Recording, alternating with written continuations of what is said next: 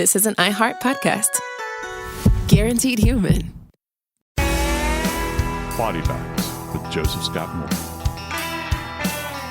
I get messages all the time from people that tell some of the most tragic stories. I wish that I could go and provide answers to people. I wish I had a whole staff of people that I could have take a look at cases on my behalf and kind of filter them to me where I can, but it's an empirical impossibility. I wish. There has been a case now that has been, I guess, dogging us for some time, where there is a marked level of interest, certainly on the behalf of the authorities in Los Angeles, California, hopefully on the part of the family. And we might have a crack in the wall finally. We might have a little beam of light that's shining through. Because now, for the first time in a very long time, a suspect has been identified in the Celeste Rivas Hernandez death investigation.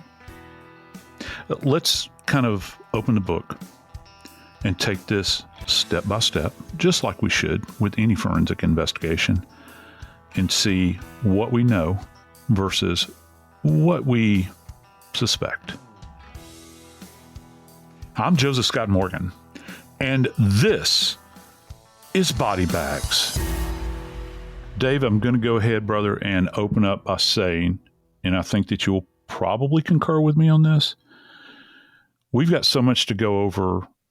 This is going to be a two-parter, okay? Yeah. We've got to do this because this thing is so wonky and so bizarre. I don't know, at least in my recollection, that we've ever covered a case like this that has kind of drug on for so many months now. And in reality, we're starting in the middle. To begin this story, you have to start in the middle, and then you go backwards and forwards from there. As we begin, no arrest has been made, no official person of interest or suspect, not officially speaking. Unofficially, yes. So the story of Celeste Rivas, from our standpoint, begins with a body being found in a car in the frunk of a Tesla that is in an impound lot in LA, in the Hollywood Hills. So that's where we start. And the first time I covered this case was right after, because, well, again, you've got a body, a decomposing, dismembered corpse in a bag found in the front trunk of a 2023 Tesla Model Y. And the story begins to break there because that's just not a normal occurrence. And second of all, it was not only just a Tesla, it was an abandoned Tesla. Yeah. So the coverage starts there. So immediately, who owned the car? I mean, you've got an abandoned Tesla. It's a high-end model these cars don't just get abandoned in the Hollywood Hills. No. And it gets abandoned in a neighborhood where there's homes that rent for $20,000 a month. You have this, what's so weird about this, Dave, is that you've literally got, as you mentioned, a high-end car that is Teslas, unlike anything else, are a very personal car. You know, it's not like something we can go down and buy some rattle trap, down a used car lot. This is something that's very specific to people, you know, with biometrics and everything else. And to abandon a car, we forgot to mention this, with Texas plates, by the way, that's banged up, it's dirty. And you've got houses through that area that rent for thousands and thousands of dollars per month. It's going to get noticed. And that's, going back, that's one of the weird things. That's where it all picks up. That's why I said we're starting in the middle. Yeah. Because the story begins with the finding of a body in a car, again, a Tesla that has been impounded because it was labeled abandoned. So you've got so many weird things already beginning right there. An abandoned Tesla in the Hollywood Hills, right in front of a house that rents for $20,000 a month. Yeah. This is too much. So that's where we start. Now, we started coverage on this story because the vehicle with the Texas plates, dirty, with dents, that was left abandoned, actually was registered to a young man, a 20-year-old man named David Anthony Burke, who goes by he's an up-and-coming singer. He's had a number of hits. He has even had a song that has been heard has been heard, I think, 1 billion times. It's one of those things. 1 billion? Yeah. He's actually in that. He's a new artist, a new star. David Anthony Burke goes by the made-up name of D4VD. It's pronounced David, but the letter D, the number 4, and the letter VD. Okay, pronounced David. But for all intents and purposes, don't like to call a suspect or somebody like that by their first name. Easier to just refer to him as Burke, because I don't want to call him D4VD. I mean, it sounds like it just sounds like a newly formed sexually transmitted disease. Oh yeah, he's got D4VD. Wow. Yeah, it's worse than really D3. bizarre. Yeah, much worse than D2 or D3. It's D4VD. Yeah, there you go. And what a bizarre, and there's all these kind of bizarre nomenclatures like that, that are out there. And listen, I'm an old guy. I can't make sense of it. I have no idea. The artist formerly known as Prince. Yeah, exactly. But the thing is, he's got a name. And the reason the story catches wind is because it's a Tesla. It's looking like it's abandoned. It's tied to these Texas plates, registered to this new artist who, by the way, the reason he's not there. He's on his first world tour promoting his first full-length album called Withered. And that's what he's doing when this body is found in his car. Now, I want to point something out. D4VD, Mr. Burke did not make a public announcement. What the heck was my car doing on the street abandoned? Why didn't my agent manager or somebody in my inner circle take care of this vehicle? Who's the person found? He didn't say anything, Joe. He said nothing. Now, if I'm going to be honest, if somebody found a dead body in your car, you're at the beach on vacation, okay? And it's in Jacksonville, Alabama, right there off campus, and somebody finds a dead body in your car. Are you not going to have an announcement? I feel so bad for the family. How did this happen? Who had my car? I mean, you'd be freaking out, wouldn't you? Yeah, I'm going to be looking for a microphone to get in front of, because you and I are advocates for the dead and families. I want to look, if my property is involved in it some way, I want to get answers for that family that have been impacted by this. Yeah. It's like one of these things. You want to go up on the rooftop and shout it from there, not my innocence, but it's like, let's get answers to find out what happened. Because you would be innocent, Joe. You would be coming in from somebody stuffed a dead body in my car and left my car on the street while I'm out of town on this first world tour. Come on. Yeah. And the thing is, the owner of that vehicle still hasn't said anything. No. So, they don't identify the body right away. But tell me, Joseph Scott Morgan, the car that was impounded, they impound the car, meaning it's towed because it had been marked a couple of times in the neighborhood. A neighbor reports it. We got this dingy car. This, it's got a dent. It's dirty. It's been sitting here for, weeks. Finally, the cops come out. They mark it on one day. They come back because you have a certain number of days to move your car. And they marked the wheels. And when it hadn't been moved, they called the tow truck and they impounded the vehicle. They didn't have to tow it far from where they got it, but they take it to an impound lot. The next day, after it arrives, the stench, the smell, actually not the next day, it was 3 days. It came in on September 5th. September 7th or 8th, they actually start smelling something. And the guys on the lot, hey, where's the smell coming from? It's coming from that Tesla. Call the cops. Something's in there.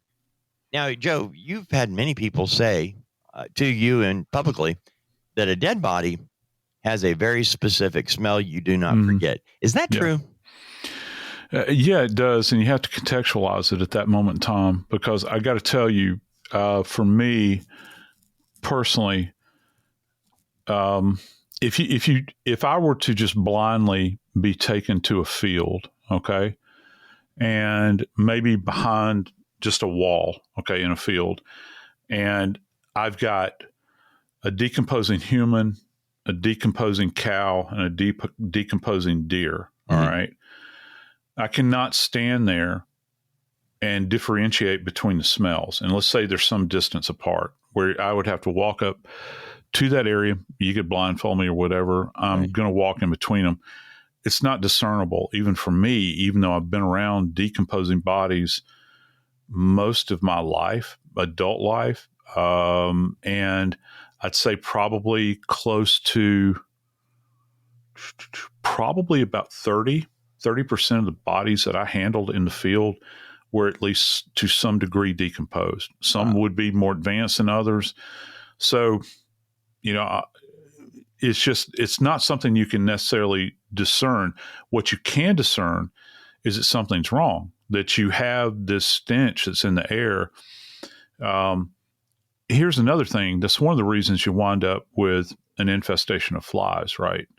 Because I know this sounds very callous, but the idea is that when the smell begins to leach out into the air, it's like ringing a dinner bell for nature. Nature does not discriminate in this area. As a matter of fact, they're not put off by it.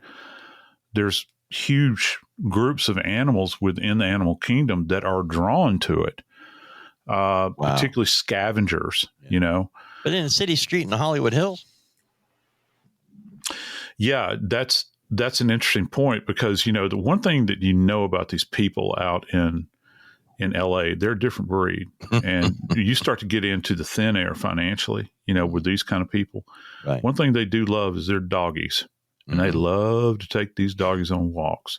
And I'm just imagining that's one of the curious things about this, Dave. If you've got the local residents that are walking by this area, talking about the impounded where the car was. Why are they not picking up on the stench there? How long does it take? Well, you have to be very specific about the location, because as you and I have discussed extensively, environment's going to dictate everything. And here's the thing, Dave. On record, this was one of the hottest periods, certainly of this past year. And if I remember correctly, I heard somebody at some point in time, and don't ask me for the date, I can't remember. If you looked at this particular time, I think the body was discovered in August of 2025, if I'm not mistaken. September, I'm sorry. Okay, yeah. So to get their number right. Yeah. Please go ahead. That's very important. Yeah. And that's why I'm wondering, because the car is marked and impounded and towed away on September the 5th. On September the 8th, 3 days on the lot, police are called because there is a horrible smell coming from one of the cars. So that's why I was wondering why. I mean, I've got an answer for this. Because a cop was marking it a couple of days in the street. Yeah. Well, let me jump right in here, please. Once this car, this vehicle, all right, is in motion, and it has been, and I'm not sure if they hooked it up to a tow truck or if they flatbedded the thing. Okay, either way, there's going to be jostling that's going on. Yeah, and hold on to your hat here, because this is particularly disgusting. Okay, back to my point. This time of year, I'm not saying it set records, but if over a 10-year period, this particular marker in time when the body was found was one of the hottest times on record in LA over like this past 10 years. It was, in the top, 3 or whatever. Heat speeds things up, and it really makes things degrade. If the body contained within this car were in bags, in bags, guess what's building up in the bag, Dave? Fluid. So when you winch a car up onto up onto a flatbed, or even more so, if you hook one of these, wrecker things up underneath it. Forgive me, I'm not a wrecker professional. I can't remember the name of the apparatus. I'd like to watch them work. It's kind of cool. I've got enough little boy in me to still be fascinated by it. As you're jostling down the road, you can rupture those bags. And if you rupture those bags, that fluid will begin to seep. And it can be, and again, not knowing about the surface area perfectly, I think that there's a lot of plastic in there. But even in plastic areas, let's say that's lined out in the Tesla, you're going to get this seepage. As it begins to seep, not only is the liquid going to leach out, but the smell is going to leach out. And you go longer and longer, in 3 days out there.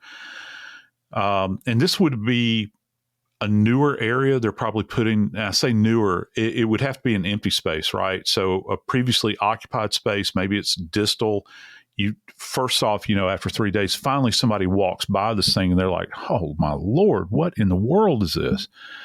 And this lot has to be visited by cops on a regular basis, because I think that they're probably contracted by LAPD or their traffic division or whoever to take care of abandoned vehicles. And, there's going to be criminal charges that are associated with this, as far as like ticketing and all that kind of stuff that people have to go through. If somebody's walking by and they catch a whiff of this thing, brother, it's going to knock you to your knees. I mean, it will, particularly for civilians that are not used to it. But even from me, as callous as I am to these sorts of things, it's going to get my attention.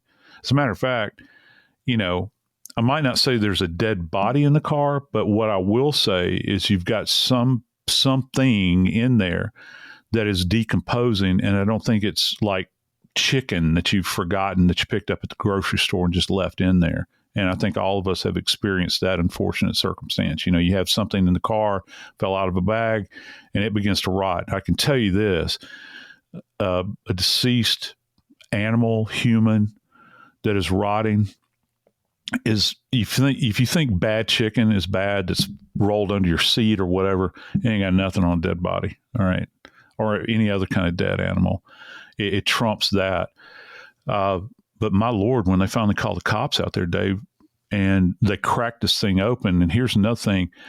I'm really fascinated by the mechanism with the Tesla. And I know this seems very passe, if you will. I'm just fascinated, not knowing enough about Teslas. How do you disengage the frunk lock on the thing? How do you get this thing open? Is there some way you can bypass the electrical system? Do they get a pry bar out? I have no idea. I wish somebody would educate me about this, because, inquiring minds want to know. But I know this. When they got into that trunk, I can almost guarantee you that what they saw may have been the consistency of soup.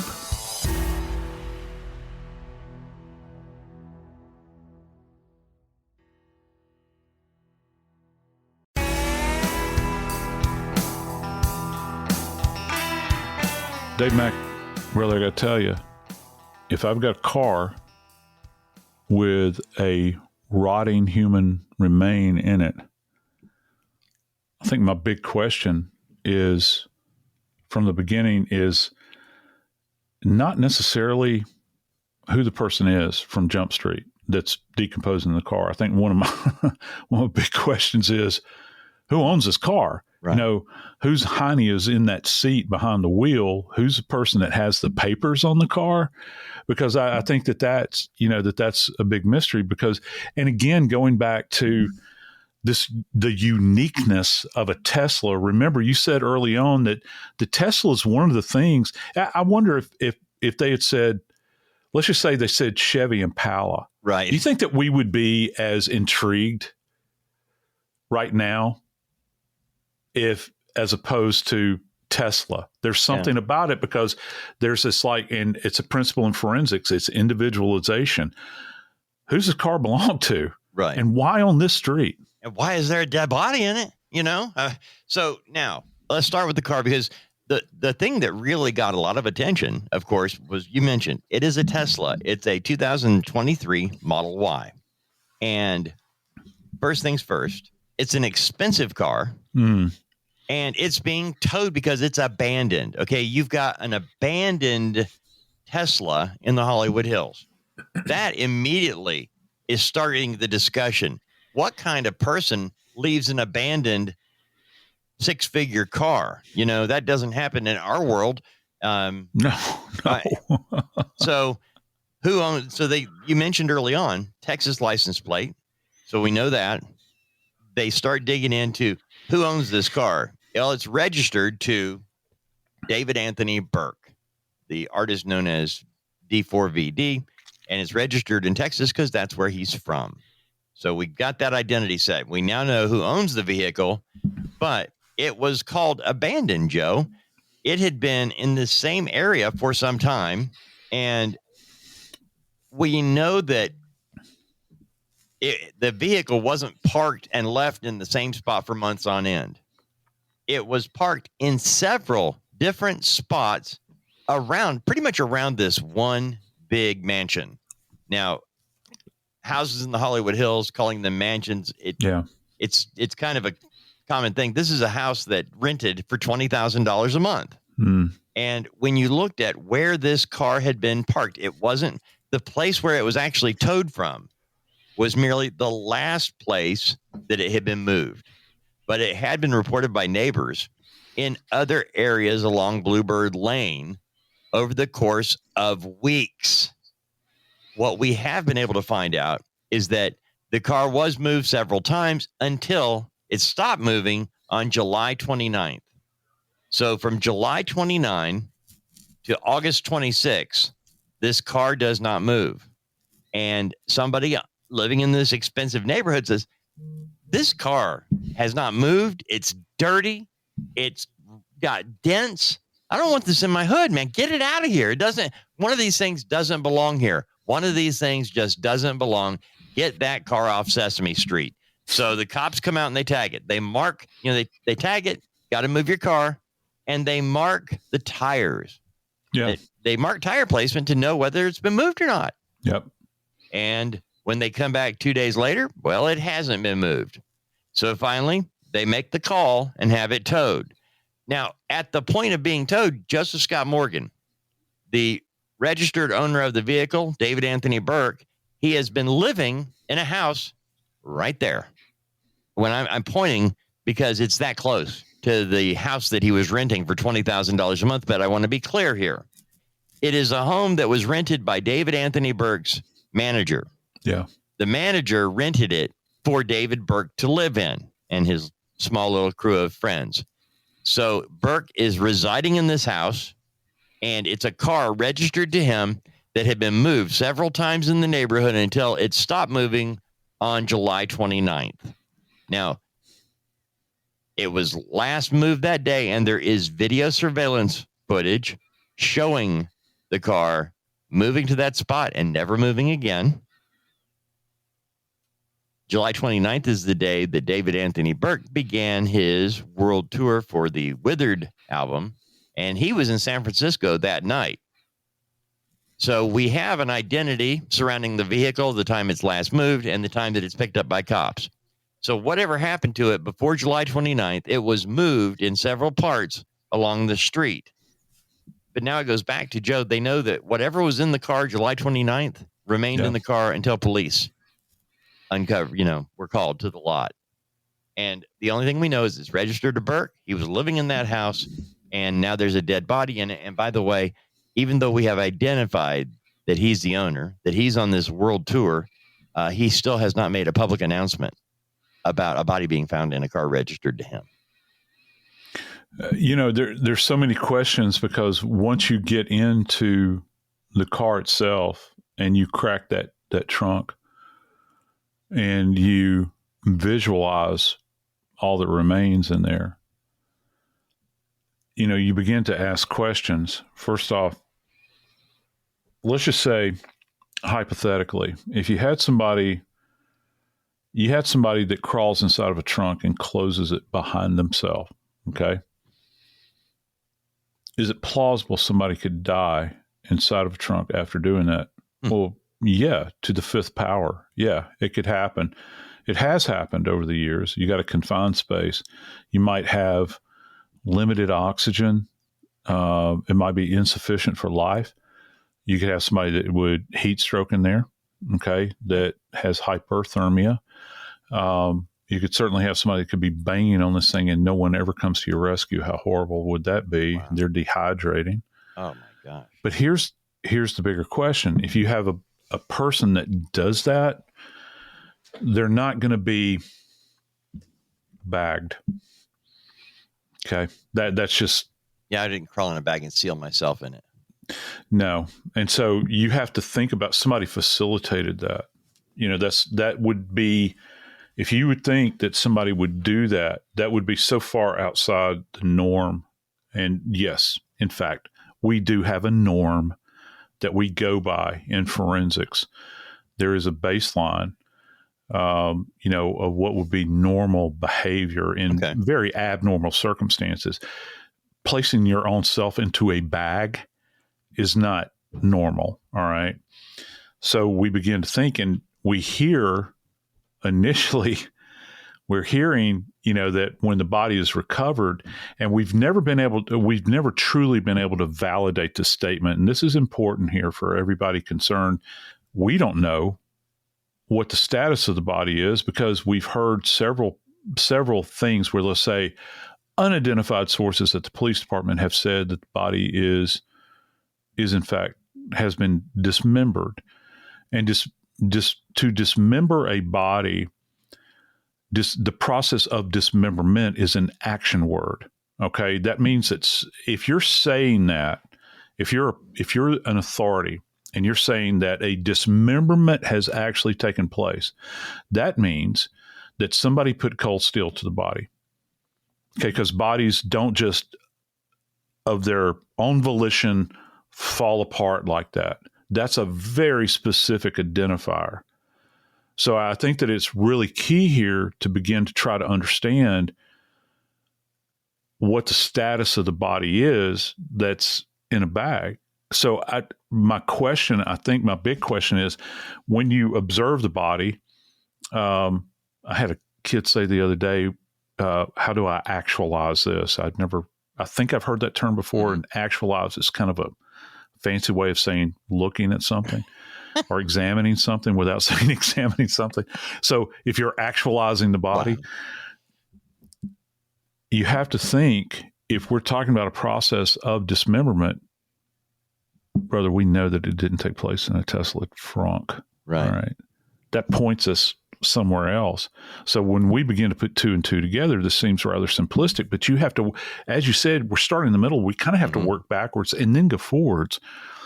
So the police at this point in time, if you've got somebody that's domiciled in this area, they belong to the car, you're left with no other choice at that point. You're going to have to explore where the individual is domiciled, Dave. Right. But they got to identify the person first. And now let me ask you this, because we have heard severely decomposing body, dismembered. If a body, let me play this. Let's say that this person dies in their sleep of sleep apnea. Yeah, the heart stops, and they have and friends find her dead body the next morning. But they're panicked because they don't know what to do. They're afraid they'll be accused of something. And so they know they didn't kill her, but they don't know what to do. So they put her in a bag and just put her in the trunk until I figure out what to do, And as the days go on, out of sight, out of mind. Hey, I better move the car. And people are going to get tired of moving again. And then, hey, I got to get out of town. I got to do this concert tour. Yeah. Well, don't worry about it. We'll take care of this when we get back. All right.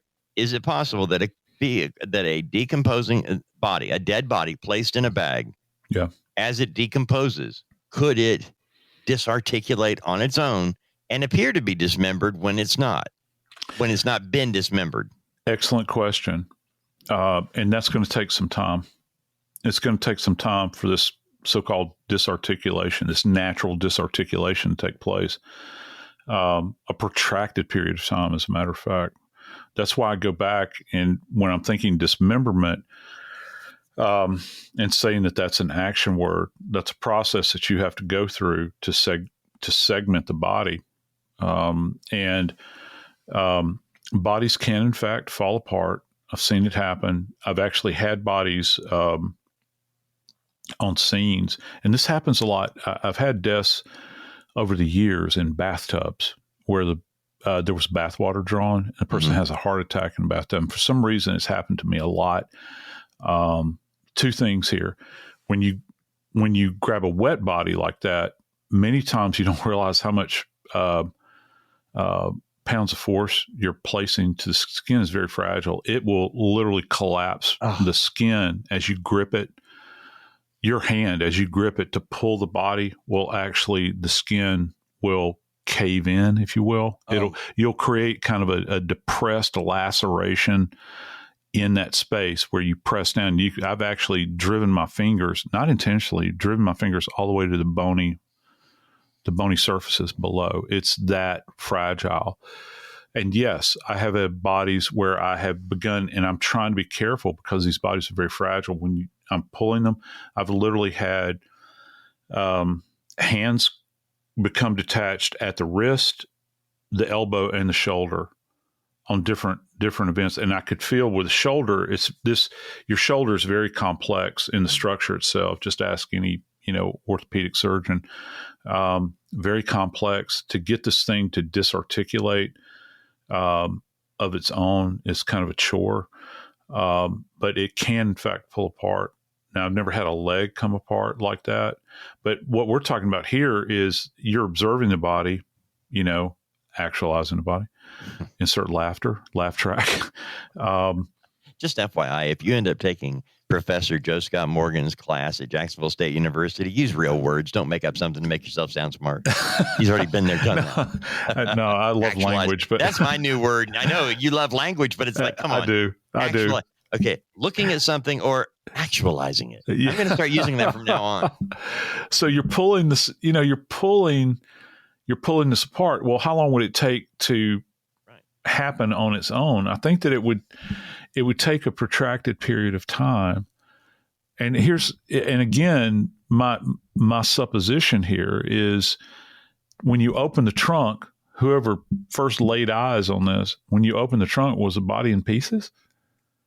Was it in pieces? I mean, obviously we can say that the body is decomposing. The smell is going to, it's like the song Thriller. You remember Vincent Price that's doing the voiceover, and he says, the funk of 40,000 years, it's like, it's that smell. It comes out in a wave and it hits you in the face. You think it smells bad outside of the trunk, but when you lift that trunk lid, it's like, I'm always fascinated when I see that in the movies. People come across a decomposing remain, and you can see the reaction of the actors on the face, and they actually do a pretty good job with that. I've had that happen before, where it seems intense outside the door or in a closed space. You open up that closed space, and it's like it's a living entity that's waiting inside of there, kind of reaches out at you and like assaults your nose. But again, moving away from the sense of smell and what you're visualizing, what exactly did our finder see upon opening that trunk? Was the body in pieces because it has fallen apart? And there are cases where heads actually do come detached from bodies as a result of having been around. And this is a protected space, David. It's not like, okay, yes, flies can get in there. Yeah, you think that they can't, they can get in. Trust me. You can have larval development and all that stuff, even though you think that it's sealed tight. But the one thing you don't have is scavenger activity, like with dogs, where they're pulling, and dogs will pull at bodies like that, and they will, facilitate the disarticulation. You don't have that here. So this body, again, going back to dismemberment, was it in that state when it was placed in the trunk? And how many separate containers or bags or whatever you want to call it was it placed in, Dave?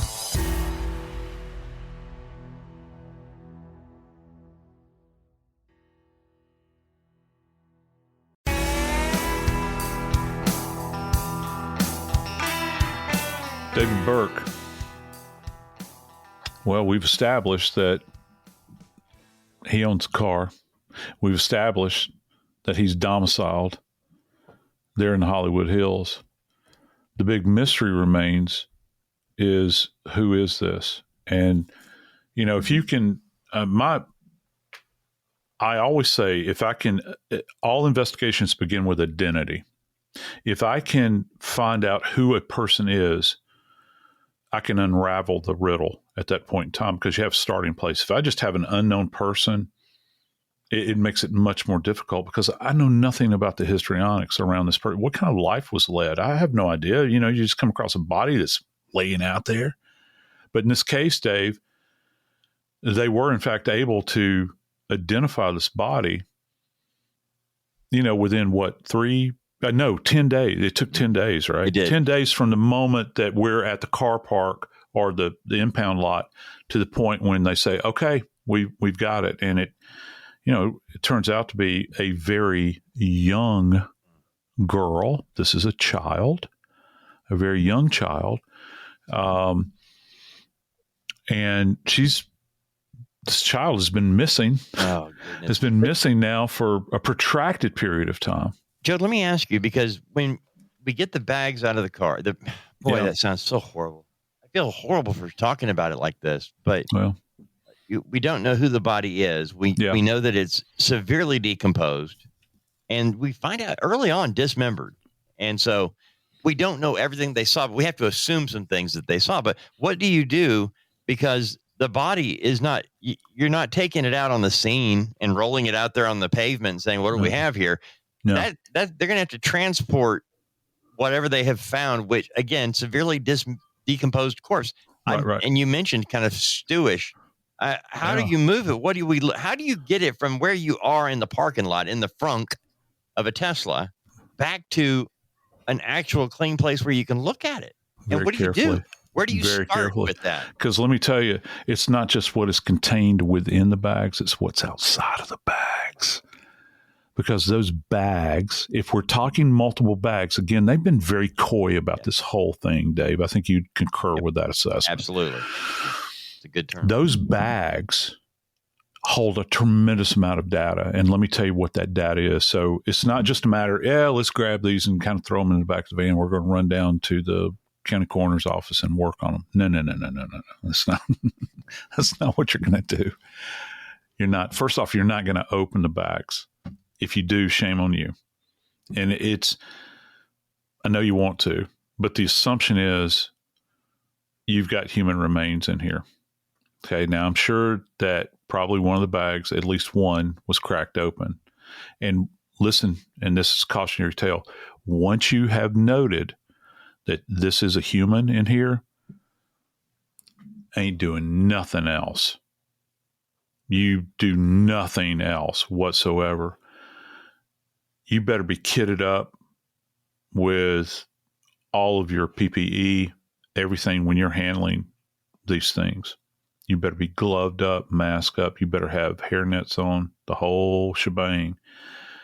Those bags, because if they're plastic bags, Dave,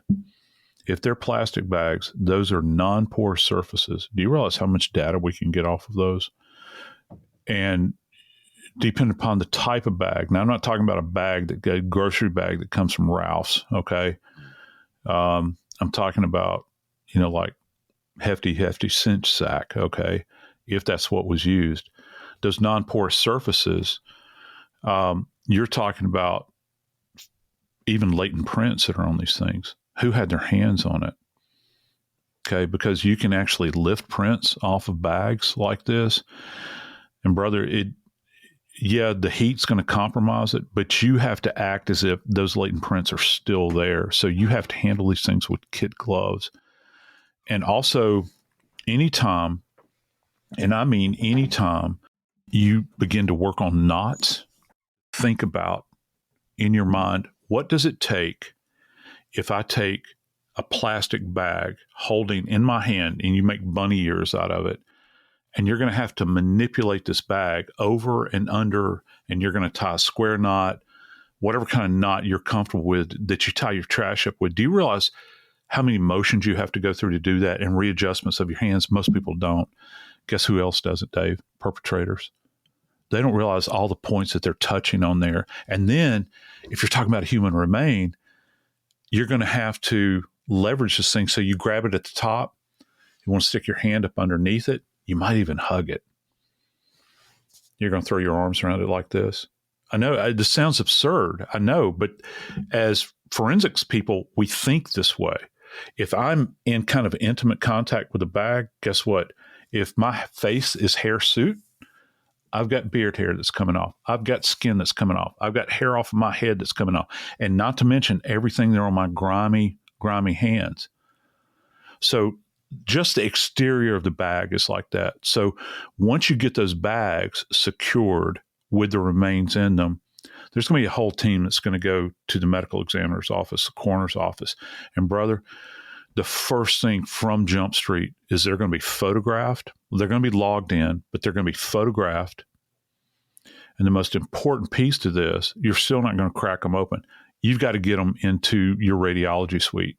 And I think LA County, I don't know if they use portable x-rays. We always use portable x-rays in the morgue. I don't know how extensive their visualization capabilities are, but if they have their own separate, let's say x-ray or radiology suite, you're going to get them in there, get them on a table, or maybe it's just a portable x-ray.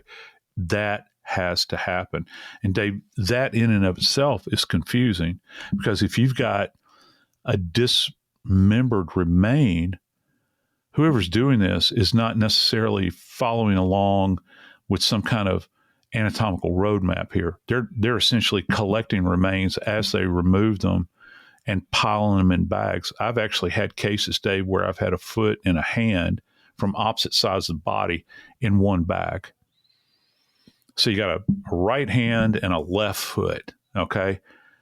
Can you imagine how confusing that is if you x-ray that? So what are we looking for with x-ray? Well, the first thing that's going to come up to mind is anything that's radio opaque. I want to know if there are any lead core projectiles that are mixed in with any of these remains whatsoever. I want to know if I've got broken knife tips in there. And here's one other thing that people don't think about. If a body is dismembered, Dave, and you don't know what you're doing, and most people don't that are dismembering a body, if you're using some kind of saw, guess what will happen to the blades on those? They'll fracture, and you can leave bits of the teeth adjacent, and this does happen. I've seen skill saw fracture before. I've seen chainsaws come apart. You never know. It's a crapshoot. So wow. You have to prepare for the worst with this.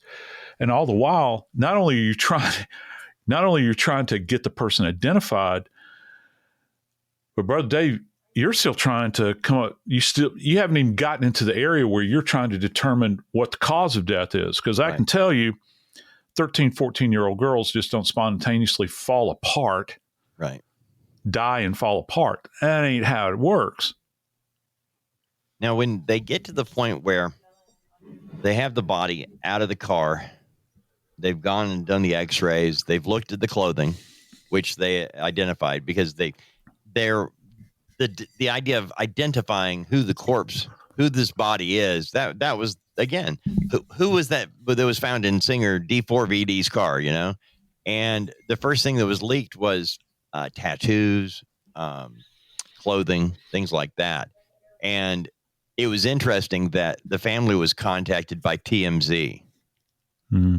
And that's how we found out a lot of information about how they identified that the girl in the vehicle. First of all, the body found in the vehicle is a female, and that this female, and I have real trouble with saying 15-year-old Celeste Rivas, because Celeste Rivas, when they identified who it was a missing girl. Okay. A girl who went missing when she's 13 years old from Lake Elsinore, about 70 miles to the south. That's when the announcement came out that his concert tour stopped. He's not performing tonight in Seattle or San Francisco. And the sponsors started pulling back. The album's not going to go out. Everything stopped for him right then, because they've identified that the remains found in his car were those of a missing child, a girl who went missing when she was 13 years old. Now, we have a lot more information about Celeste Rivas and D4VD, David Burke. But Joseph Scott Morgan, as you have talked about dismembering a body, if the body is dismembered inside of a house, inside of a residence, near where the body was found in the car, would there be enough evidence left behind that police could say this is where it happened? Yeah, absolutely. Even if they cleaned it all up, let's say we do it in the bathroom, we do it in the bathtub, and we cut her up. Oh, God, I said that. I am so sorry. No, please. This is body bags, man. This is what we do, brother. But we've had stories. Yeah, we had a story in the Northeast where these gross hippies cut up a person, and the reason they got caught is because in their rented home, if you remember, they cut this person up in the bathtub, but blood and other body things got clogged. They clogged up their own plumbing in the house, and they left. And the guy that owned it needs to get it cleaned out to rent it again, and they find blood, hair, and skin in the traps and muscle, muscle in and the drain. Bone dust. Oh. And this is how it works. Yeah. This is the hard, cold reality for any of you guys that you see how Dave's reacting to this. This is what we face out in the field. This is what these folks in LA County are facing right now, because what happened is so horrific. And if in fact she is dismembered, there will be trace elements. I can tell you, whatever Looney Tune did this, they did not cover their tracks thoroughly enough. Because I think in every single case of dismemberment that we cover, Dave, there's always something left behind, and you can't account for it. There's nothing like this over the course of the semester, I've been doing a dissectional remain for my students at Jacksonville State.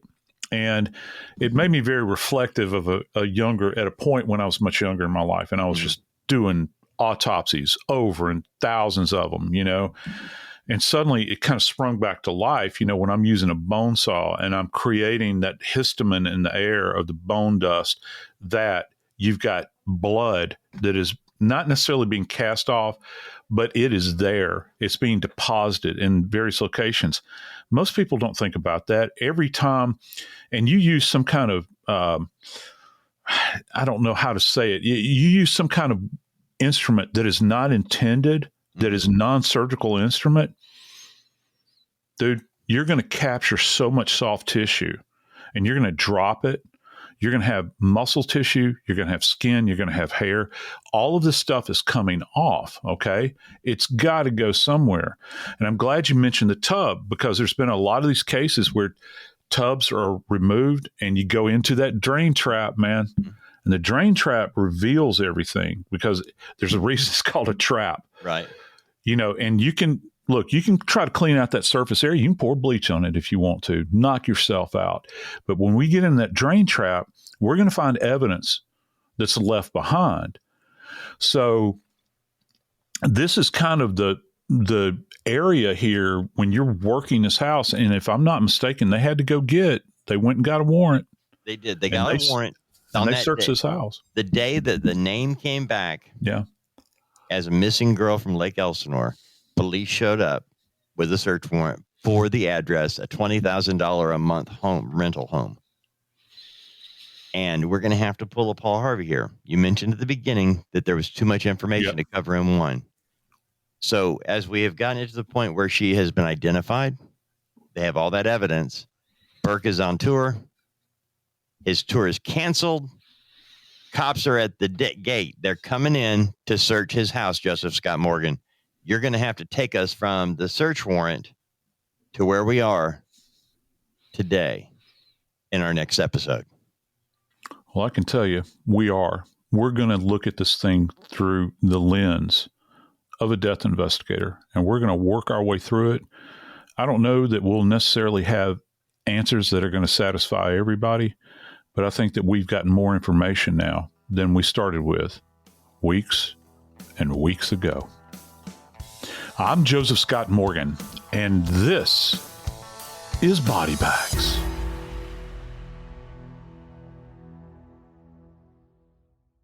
This is an iHeart podcast. Guaranteed Human.